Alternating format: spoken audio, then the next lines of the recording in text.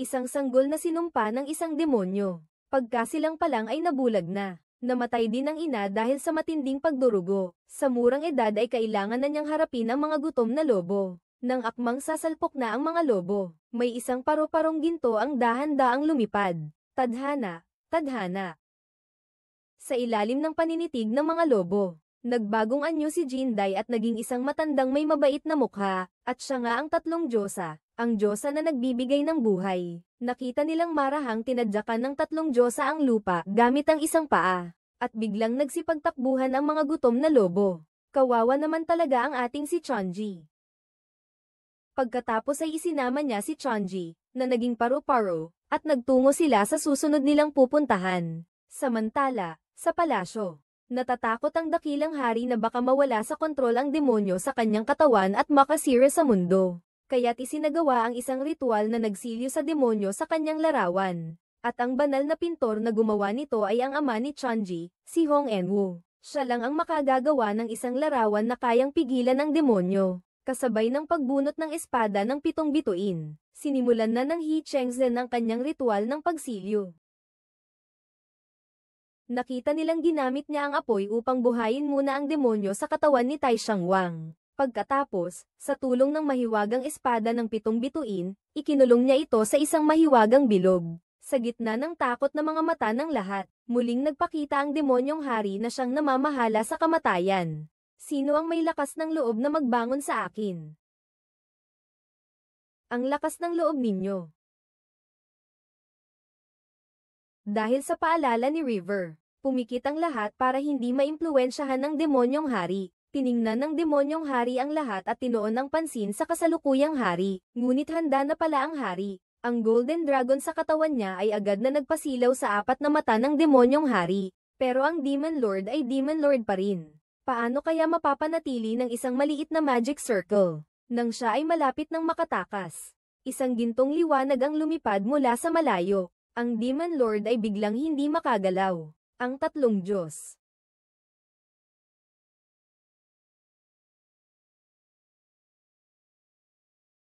Tatlong Diyos. Ang lakas ng iyong loob.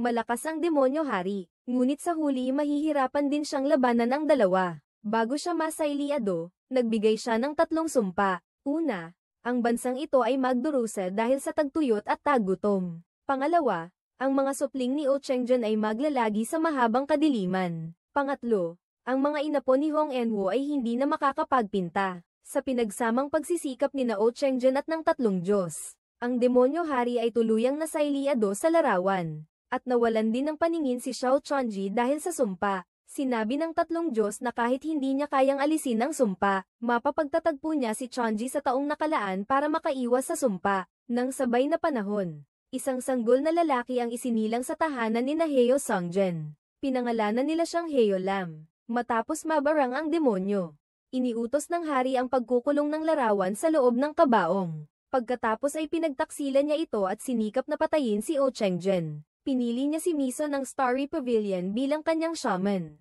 Habang hinahabol siya ng mga sundalo, napilitang tumakas si Oh Chengzhen sa isang bangin na walang matatakbuhan. At sa huli ay tinulak siya ng kapitan ng mga gwardya sa bangin gamit ang isang saksak.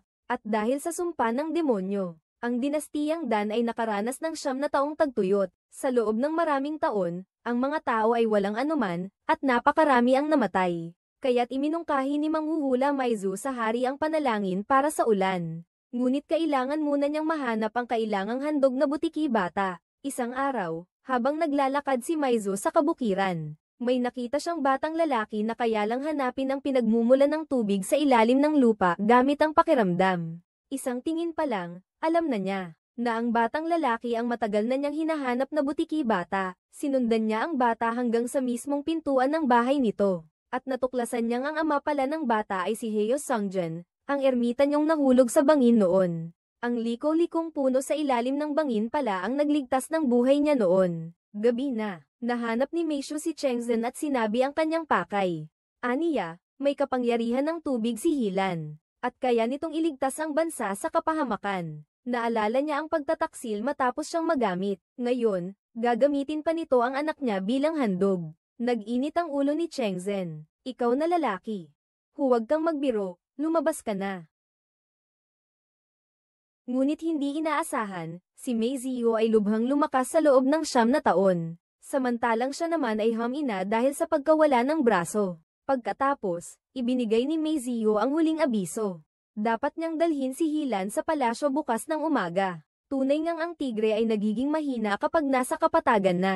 Kinabukasan, habang nasa biyahe, ang kakaibang kilos ng mag-amang Chonji ay napansin ni Hilan. Isang bulag, isang baliw. Ang mahika sa katawan ni Hong Enwo ay nagdulot ng likas na reaksyon kay Cheng Shen. Isang hampas ng tungkod niya, at lumipad ito. Ngunit ang ipinagtataka ni Cheng Shen ay, mayroong ibang kakaibang aura sa katawan ni Chonji. Habang nag-iisip siya, biglang bumalik sa katinoan si Hong Enwo at nakilala ang kanyang anak na si Chonji. At nakilala rin ni Cheng Shen ang dating pintor na si Enwo. Noong una, matapos sampay ng demonyo, lalo pang lumala ang karamdaman ni Enwo, ang kanyang pagiging baliw. Pagkatapos, pinapanta ni Cheng Shen ang anak niyang si Tianji para maglibot-libot. Ngunit palihim na pumunta sina Tianji at Hilan sa Boyu Painting Group, isang pribadong grupo na nagtitinda ng mga pekeng pintura. Base sa itsura ng pinuno, maliwanag na hindi ito ang unang beses ni Tianji doon. Pinapikit niya si Hilan para sabay nilang maramdaman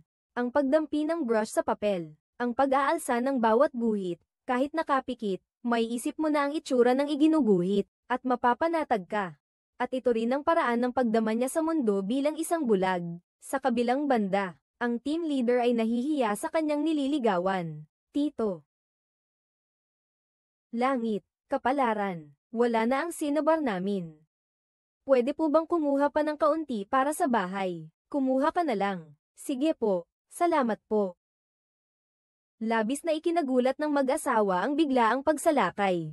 Habang nahihiya silang dalawa at naghahanda ng magsimula ulit. Tito. Anong nangyari? Bakit?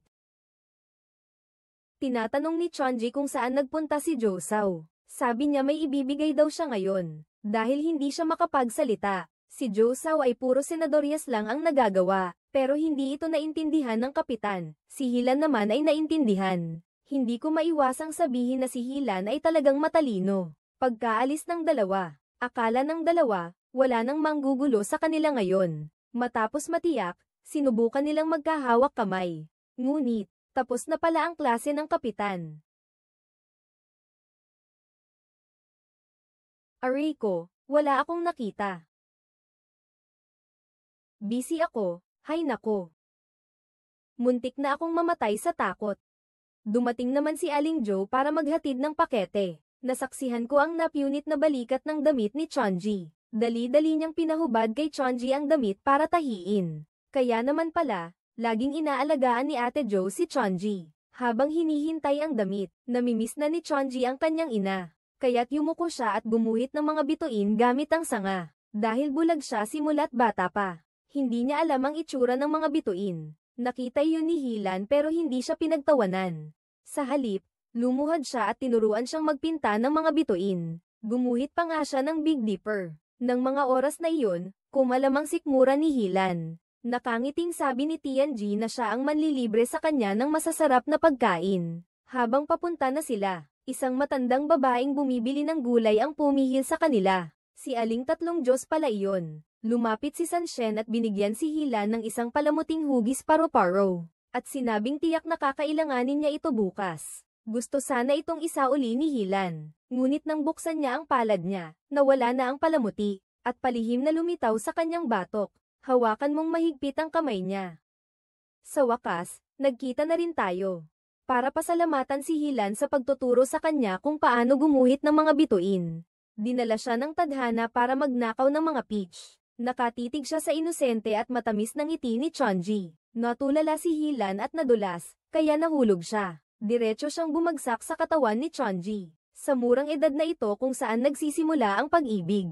Kapwa silang nahiya at hindi alam ang gagawin. Nang mga sandaling iyon, nagising ang matandang babaeng nagbabantay sa taniman ng peach. Natakot at tumakbo ng mabilis ang dalawa. Dahil sa hindi nakakakita, nadulas at nadapa si Chonji. Mabuti na lang at nakakain pa rin siya ng masarap na mga peach. Napansin ni Hilan na nasugatan ang tuhod ni Chonji. kaya ginamo niya ito gamit ang panyo niya. Natuwa at naantig si Chonji, sapagkat kakaunti lang ang mga taong mabait sa kanya sa loob ng maraming taon. Mas marami pa ang nanunuya at nananakit sa kanya. Sabay pa nilang tinignan ang Big Dipper, para na silang magkasintahan. Ang saya ay mabilis lumilipas. Bago sila umalis, gusto ibalik ni Chonji ang panyo kay Hilan, dahil ito ay gawa ng ina ni Hilan. Sagot ni Hilan, ayos lang. Bukas na lang daw niya ibabalik pagkatapos ng seremonya ng panalangin para sa ulan. Pagkatapos ay tumayo si Chonji. Sinundan niya ang bakas hanggang sa mukha ni Hilan. Ito ang kanya-kanyang paraan ng pag-alala sa mga tao. Gusto niyang iguhit sa isipan ang mukha ng binata. Pagkatapos, sa sumunod na segundo,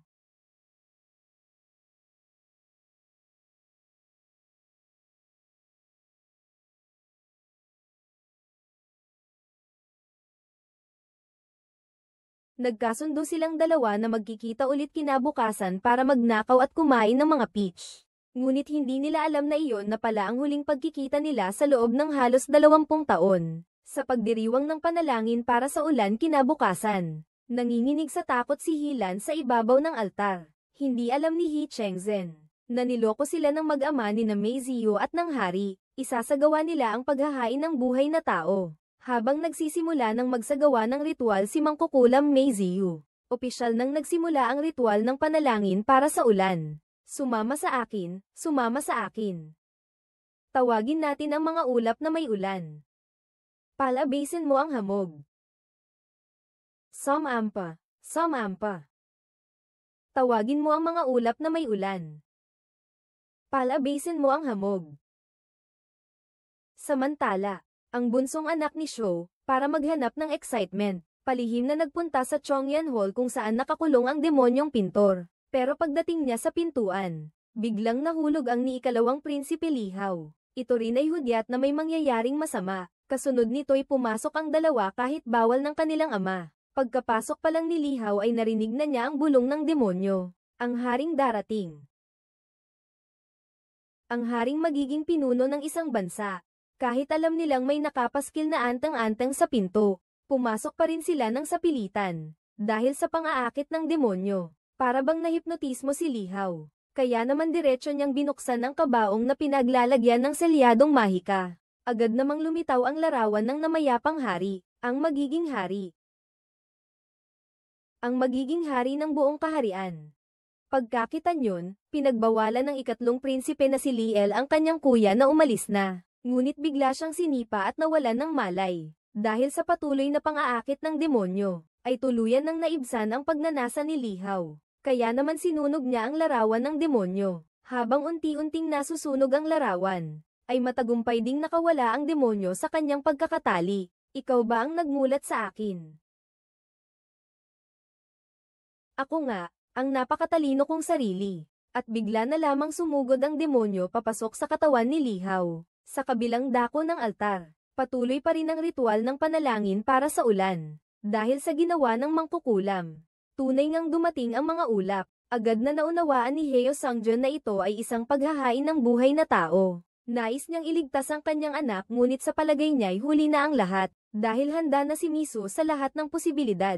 Ginamit niya ang kanyang mga tauhan para ibilanggo siya at hindi makalipat. Samantala, sa panig naman ng Demon Lord, dahil sa antang-antang na pagong, hindi siya nagtagumpay sa pag-angkin ng katawan. Kaya naman kailangan niyang maghanap ng ibang paglalagyan. Sa tulong ng 6 niyang mata, natunton niya si Hilan na may marka ng paru-paro. Nakita na lamang siya na sumugod sa altar na may bilis na 100 metro kada segundo. At tuluyan nang pumasok sa katawan ni Hilan. At sa mismong oras na iyon, isang kidlat din ang tumama kay Mike Siu. At tumama ito agad sa altar.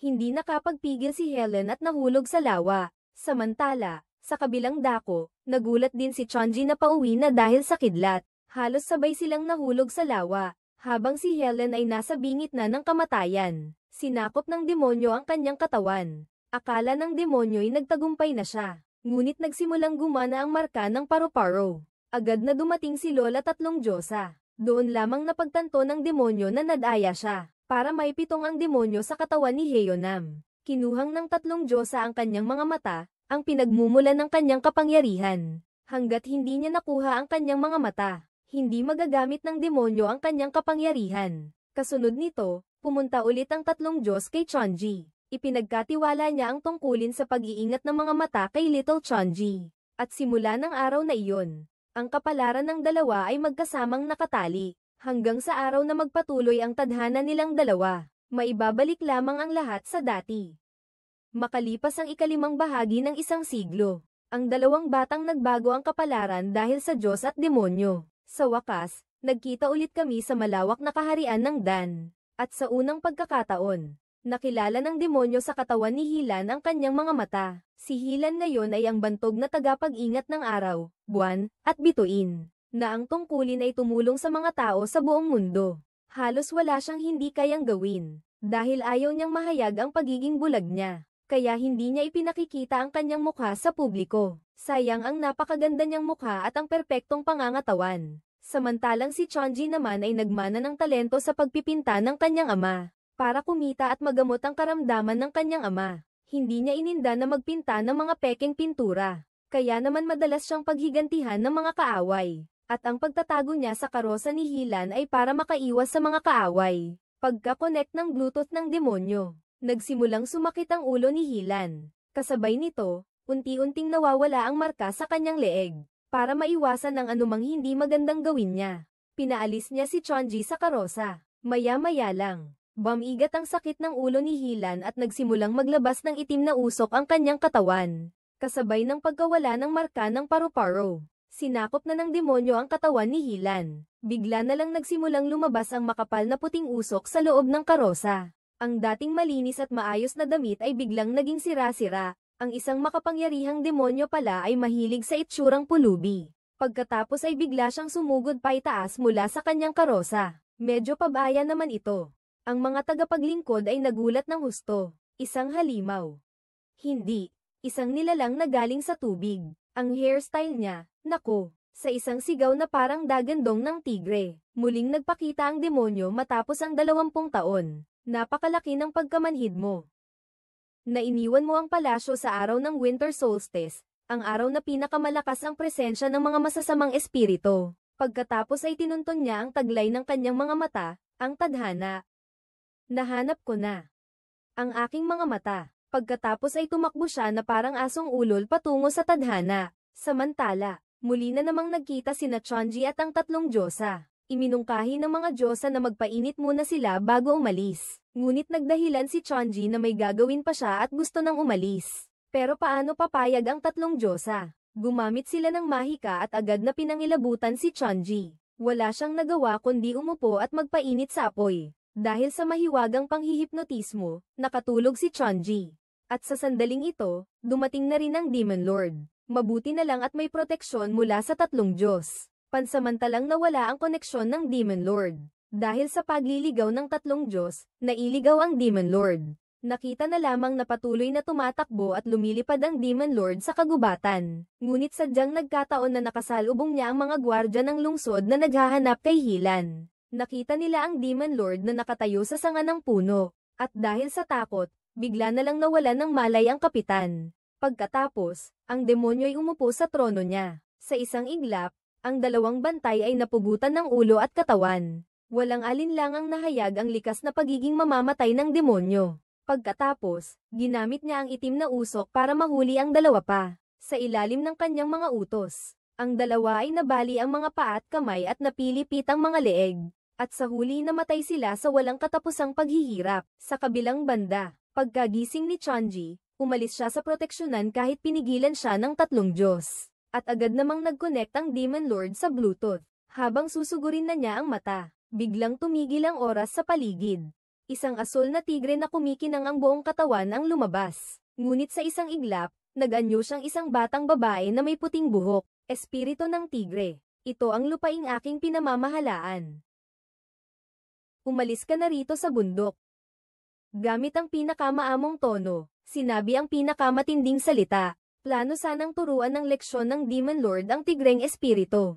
Ngunit dahil sa pagkaselyo sa kanya, lubhang ina ang kanyang kapangyarihan. Isang halang ang ginamit nito at nasira na ang kanyang malalakas na atake. Dahil nakitang hindi epektibo ang magic attack, pisikal na atake na lang ang gagamitin. Ngunit tila nakalimutan ng Demon Lord na ang tunay na anyo nito ay isang tigre, ang hari ng mga hayop, para itong sisiw na inihagis at lumipad sa puno. Hindi lang iyon, nakatali pa ang mga kamay at paa niya at hindi makagalaw.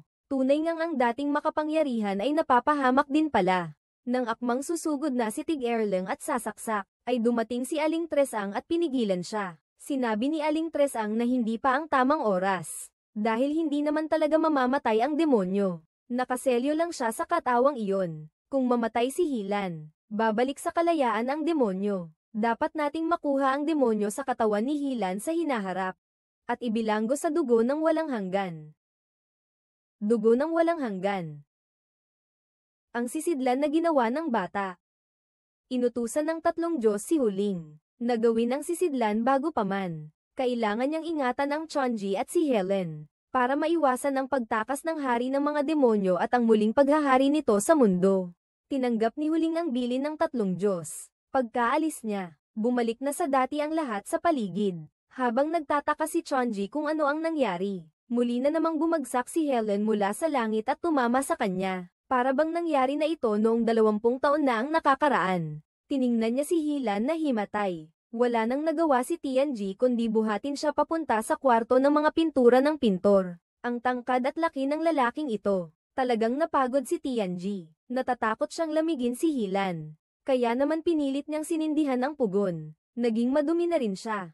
Pero hindi niya napansin na napilipit din pala ang pulso niya. Kinuha niya ang panyo at ginamit itong pananggalang sa sugat. At ito mismo ang ibinigay noon ni Hilan kay Tianji. Maraming taon na niyang daladala ito. Kasabay noon, nagising na ang kapitan ng mga gwardya na naunang nawalan ng malay. Pagmulat niya ng mga mata, isang nakapangingilabot na tanawin ang kanyang nasaksihan. Kalat-kalat ang mga bangkay, ang iba'y wala ng mga parte ng katawan. Ano ba ang nangyari? Agad niya itong ibinalita sa kanyang amo. Mabilis na nalaman ng hari ang nangyari kagabi. Kaya't nag-utos siyang imbestigahan ang pangyayari at hanapin ang katotohanan. Pinadala pa niya ang kanyang dalawang anak, sina Prinsipe Joksang at Prinsipe Yangmang upang tumulong sa investigasyon. Malapit ang pagkakaibigan ni Prinsipe Yangmang kay Hilan. Samantalang si Prinsipe Joksang naman ay simpleng naghahanap sa kinaroroonan ng demonyo. Nang malaman ang kalunos-lunos na kalagayan ni Huto, tinawag niya si Mangkukulam Miso para samahan siya. Ang lalaki ay may dalawang mata na parang ruby. Ngunit sayang, bulag siya. Samantala't natulala ang babae. Bigla na lang niya itong sinunggaban. Sinabi ni Chonji na siya ang nagligtas ng buhay ni Hilan. At nakilala rin ni Hilan si Chonji sa boses nito. Bilang ang babaeng nagtago sa karosa kagabi. Doon lang nagpakawala ng pag-aalala si Hilan. Pagkatapos, pumunta silang dalawa sa looban para magpainit sa araw. Gusto ni Hilan na itanong ang pangalan ni Chonji. Napahiya naman si Chonji bigla doon. Hong. Pag-aayos ng lalamunan. Hong 000. Hong 000. Hong Hong Hong. Totoong Hong Hong Hong ba ang pangalan mo? Hindi po. Ako. Ang pangalan ko ay Hong Tianji. Pagkarinig kay Tianji, nanigas sa kinatatayuan si Hilan. Pareho pala ito sa pangalan ng dalagitang nasa Hardang Peach 20 taon na ang nakakaraan. Isang sandali, biglang sumagi sa isip ni Hilan ang mga alaala nila noon. Ilang araw lang man iyon, napakasaya. Nang malaman niyang parehong pintor si Tianji at ang ama nito, napatunayan na ni Hilan. Ang babaeng nasa harapan niya ay siyang ang babae noon. Natakot si Tianji na sipunin si Hilan, kaya nais niyang tulungan siyang makapasok sa loob para magpahinga. Samantala, dumating din dito sina Zhou Xiang at Mei Ziyu. Agad na nakilala ni Mei Ziyu si Hilan, ang dating handog noon. Hinala niya na posibleng nasa katawan na ni Hilan ang demonyo. At para magamot ang sakit na hindi mapagaling noon dahil sa demonyo, kailangang hanapin muna ni Zhou Xiang ang demonyo at muling ipakapit ito sa kanya. Habang susugod na sana si Zhou Xiang para magtanong, dumating din ang kanyang kapatid na si Yang Ming. Pagkapasok pa lang niya ay naaga na ng ganda ni Tianji ang atensyon niya. Ang dating na parang lumilitaw at nawawala, napakaganda. Isang ngiti lang, alam na ni Yang Mang ang ibig sabihin. Pero mukhang mas mahalaga pa ang mga kapatid. Para lang maprotektahan si Hilan, si Chonji ay nagpupumilit na pigilan si Yang Mang na makapasok sa bahay. Sinigawan ni Yang Mang, ang kapal ng mukha mo. Alam mo ba kung sino ako? Ang kapal mo, paano ko naman malalaman kung sino ka? Mukhang kailangan ko na talagang magpanggap ngayon. Pagkatapos niyang lingunin ang paligid, isang sulok ng mesa ang pinili niya. At pagkatapos ay nag-post siya ng akala niya ay gwapo. Ako, ay may taglay na magandang mukha. Bihasa sa tula, sulat kamay, at pagpipinta. Tinatawag na tatlong kahusayan sa sining ng pagsulat at pagpipinta. Ang dakilang prinsipe ng dinastiyang Dan.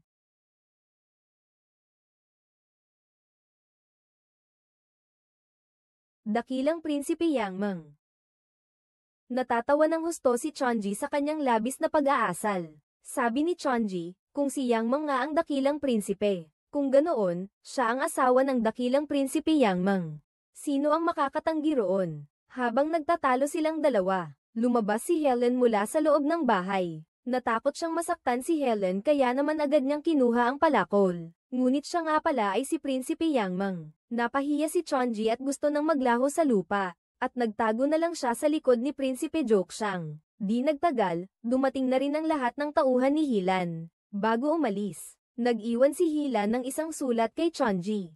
Hindi ko alam kung ano ang nakasulat doon. Kinabukasan, isang anunsyo ang ipinaskil. Malapit na na ginaganap tuwing 2.5 taon. Ngunit si Chonji, ang inapo ng isang pintor na Diyos, ay wala sa listahan ng mga napili. Dahil sa kawalan ng pag-asa, pinilit ni Chonji na sumali. Samantala, habang dinadala ng assistant ng pinuno ang listahan, lihim niyang idinagdag ang kanyang pangalan. Ngayon, sino pa ang maglalakas loob na magdala ng listahang iyan? Kaya si Chonji na mismo ang nagdala nito. Ngunit ang malas naman. Ang nagho-host ng art exhibit ay ang tinaguriang may 3 kahusayan sa sulat at pintura na si Prinsipe Yang Mang.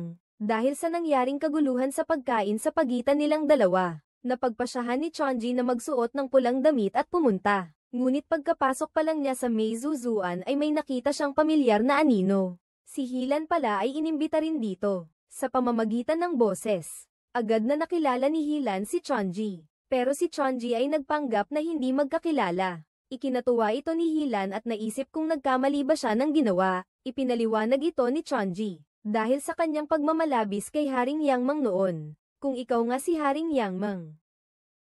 Ako naman ay ang asawa ni Haring Yang Mang. Ang pagkakatulad ng dalawa ay ikinatawa ni Hilan ng husto. Pagkatapos, sinabi ni Hilan na kaya niyang ibigay ang listahan. Laking tuwa naman ni Tianji. Pero saglit lang ang saya. At sakto namang dumating si Yang Ming. Kaya dali-daling nagtakip si Tianji gamit ang damit niya. Nako, lagot. Ngunit sa isang iglap, nakakuha ulit ng atensyon si Tianji kay Yang Ming sa kakaibang paraan. Teka, sino yung babae? Ang ligaw na pusa sa Yan Liaofang. Nang makita niya iyon, dali-dali siyang humabol. Ang nahuling si Chonji ay ayaw umamin. At sinuntok pa si Yang Mang sa ilong.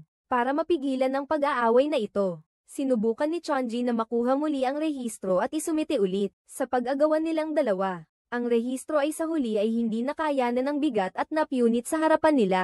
Buti na lang at dumating si Hilan ng tama ang oras para saluhin si Tianji. Nang makita iyon ni Yang Ming, naisip niya sana siya na lang ang samalo. Pagkatapos ay pumunta silang tatlo sa gazebo para uminom ng tsaa.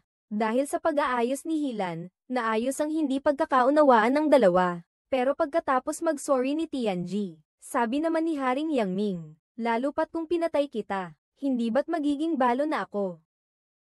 Ano? Hindi ba't ikaw ang asawa ko? Ngunit ang mga salitang ito ay biglang nagpahiya sa dalawa. Ang isa pa nga ay namula sa selos. Nakita nilang kunwari na dulas ang kamay ni Hilan at natapon ang tsaa sa katawan ng dakilang hari. Nagpaumanhin po ako, mahal na dakilang hari. Ako po ay nagkamali at nagpakita ng kawalang galang sa inyo. Ang nawawalang mga mata pala ay nasa puso na. Pagkaalis ni Chonji, ipinagkaloob ng dakilang prinsipe ang pahintulot na makapasok sa pagpipinta kay Hilan. Sapagkat dahil sa presensya ni Hilan, ang pinakamayamang tao, ang pagpipinta ay lalong magiging masaya at maganda.